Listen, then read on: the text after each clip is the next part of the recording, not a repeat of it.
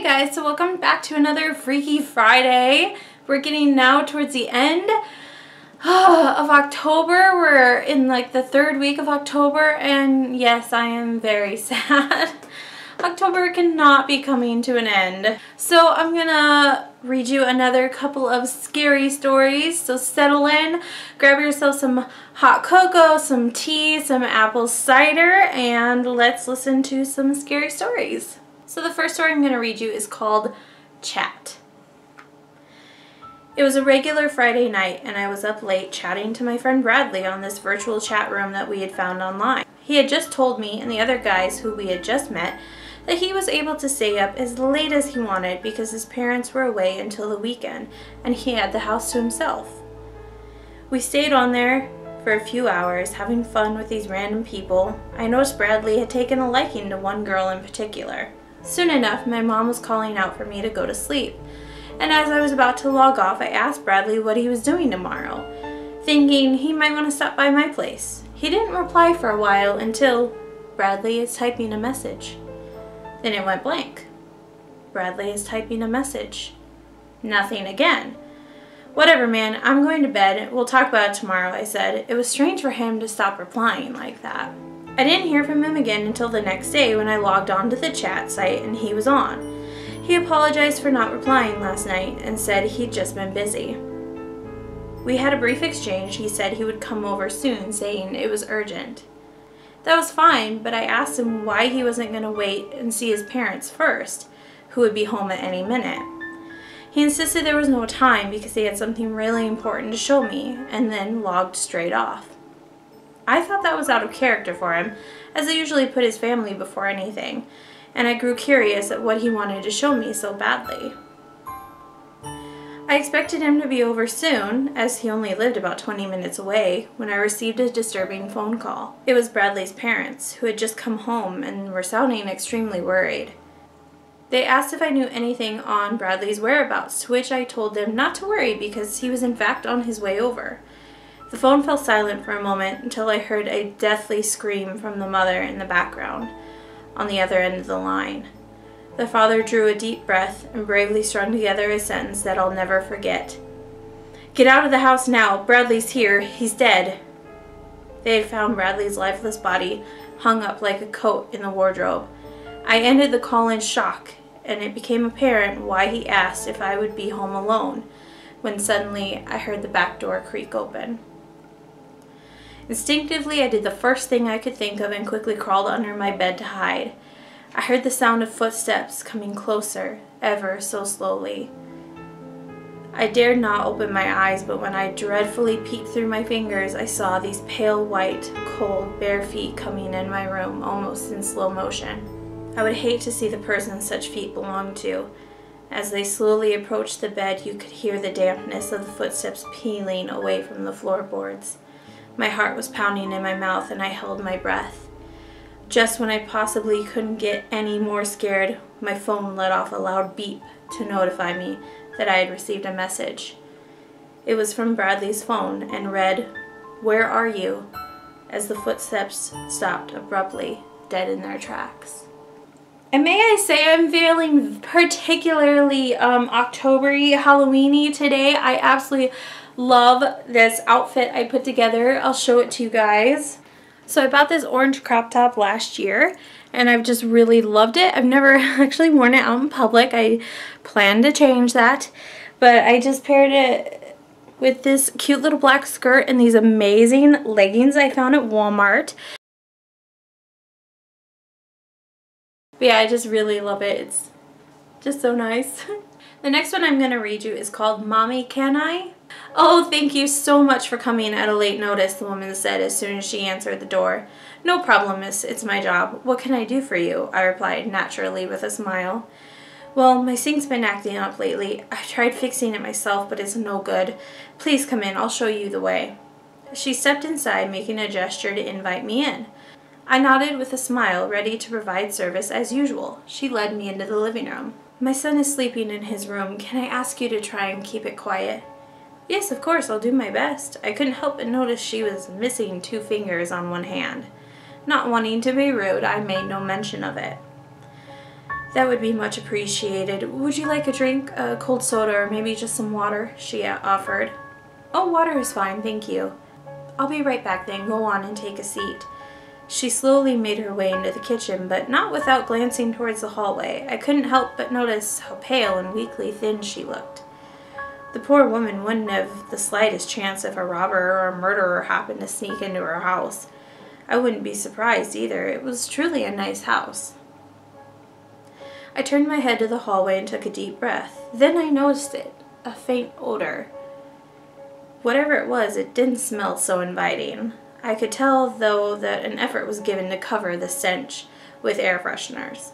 I would know, I've done it before. I was making a move to get up when she walked back in with a glass of water. Here you are. She placed it gently on the glass table and while doing so revealed what looked like a small ringed bruise on her forearm. Miss, is your arm okay? I thought I saw a bit... I'm fine, she answered hurriedly, retrieving her arm to her chest. Would you like to see the sink now? She asked. Insisted, rather. I got up and followed her after sipping the glass of water. We passed the hallway and I heard muffled shuffling in what seemed to be the first room on the left. I saw two shadows on the foot of the door. Mommy, can I have it? A small voice asked softly behind the doors. The woman stopped in her tracks and turned with a bewildered look that was quickly masked with a smile. Honey, go back to bed, she said with a cold tone that didn't match the smile on her face. Mommy, can I have it? I'll be good this time, please? Her son, I assume, pleaded. Ma'am, I think your child needs something, I said, hesitant. He'll get it in a bit, she said to me. Then her son, Sweetie, just be patient. I'll get it to you later, I promise. Immediately, she walked away and I followed, a little uncomfortable now that there was scratching behind the door. Was that your son? I asked with caution when we arrived in the kitchen. I think it got clogged when I dumped some leftovers there. I wasn't thinking clearly. Instead of putting them in the dispenser, I tossed the food down the drain. It was just cut up meat, and so I figured it wouldn't be a big issue. I guess I was wrong, she explained, completely ignoring my question. I decided not to push it. Well, let me take a look. She moved aside and I began taking out some tools.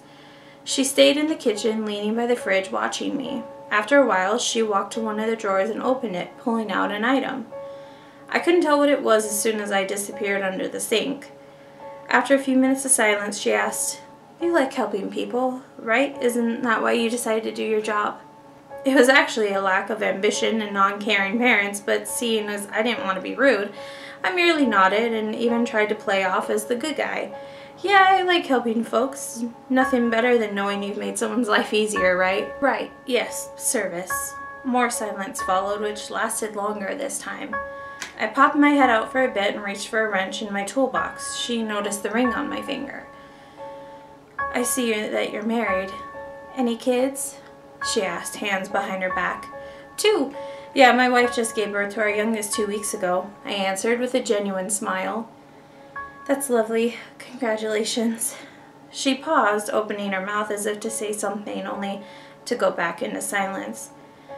With the look on her face, it seemed as if she was contemplating something in her head quite seriously, struggling for the right words. And then I saw on her face something I probably already did the moment of our meeting, but ignored.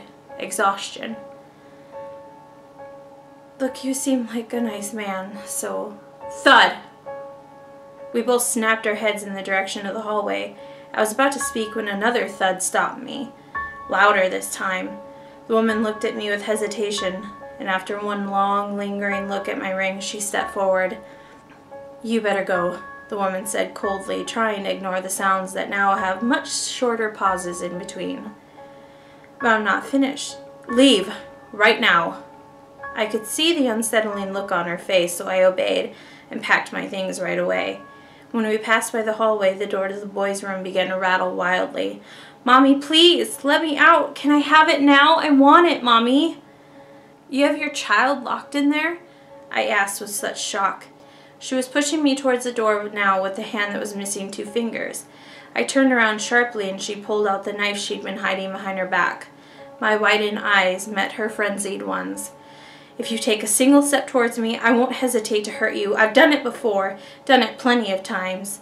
Oh yes, I've killed a lot of men, but I was just doing my job, see? Just doing my job. Isn't it a mother's job to protect her child? I stood there, my feet frozen and glued to the floor, not knowing how to respond. Isn't it? She yelled suddenly, causing me to jump. The door stopped rattling and returned to creating loud thudding noises. The boy was repeatedly throwing his body against it. Listen, let's be calm and we'll talk about this. Put the knife down and we'll— No!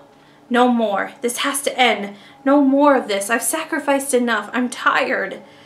She solemnly turned towards the hallway. Right at that moment, I could have easily disarmed her and turned the situation around. Things might have ended differently. But something in me was screaming just to run out and call the police. I'm sorry, sweetie. I've done my best, but I can't keep doing this. It isn't right. It isn't right.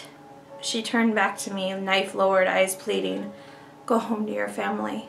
I bolted to the door without even thinking about it. I didn't bother to close it either. With one last glance back, I saw her opening the door in the hallway, knife raised. I'm hungry! I refused to believe that it was the boy that said this. It couldn't have been, yet it was. The screams from both child and parent were heard. I threw myself into the work vehicle and drove a couple of blocks before realizing I had to call the police. Oh my goodness, did you hear the news? About what? A plumber called the police after fleeing this house he was working at, which is near the area, by the way. How exciting. Let me finish. So the police arrive and the first thing they see is a woman's mutilated body on the living room floor. She was all chewed up. Her face was barely recognizable. Her stomach was ripped open with the innards gone. They investigated the house and found a room with rotting corpses that were in the same condition as the woman's. A lot of them were workers, like plumbers, electricians, and whatnot. There was a broken chain leash right beside the pile of bodies. Oh geez, we're eating. This is why I would never get a dog. Oh no, it wasn't a dog. They examined the women's body since it was the freshest. Just died a little before they arrived, apparently. She had bite marks on her limbs, human bite marks. They were also pretty small, too small to be an adult. You're not saying— That's messed up. They found out she had a son, a little boy. He's missing. So I thought that was kind of cool. I don't know why, like, I read that story and the first thing I thought of was, like, vampires. Like, a little vampire boy. Which, I mean, vampires don't tend to, like, eat, like, the bodies of their victims, but still. The next story I'm going to tell you is called Bunk Bed. No one will come for you. That's what he said every night as I lay entombed in the fears I had long ago resigned myself to.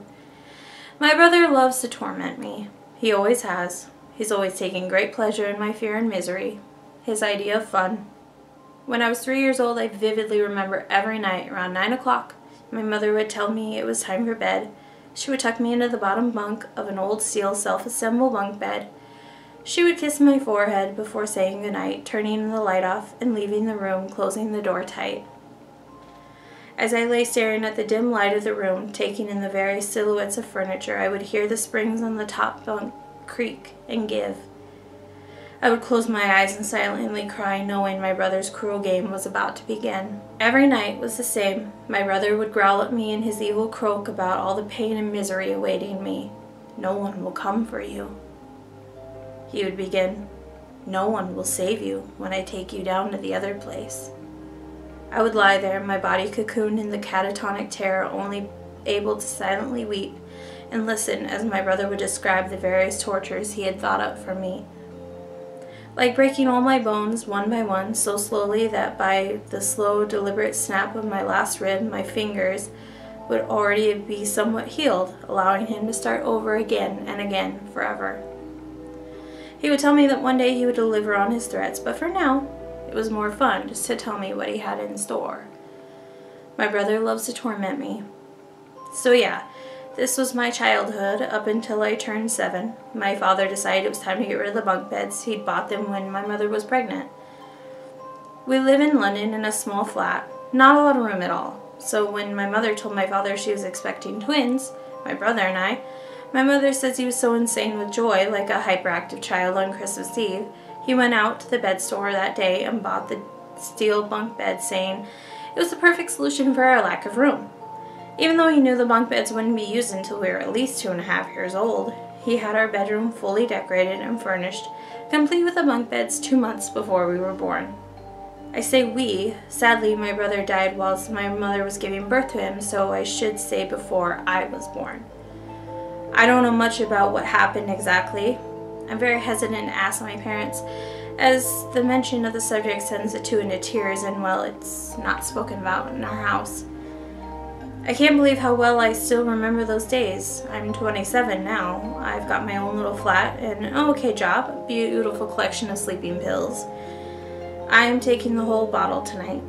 I'm going to finally sleep tonight. He's not going to be able to keep me awake. Oh, I missed that bunk bed. At least when he had the top bunk, I couldn't see him. My brother loves to torment me. Alright, thank you guys so much for joining me for another Freaky Friday. I hope you enjoyed these scary stories, and I will see you later.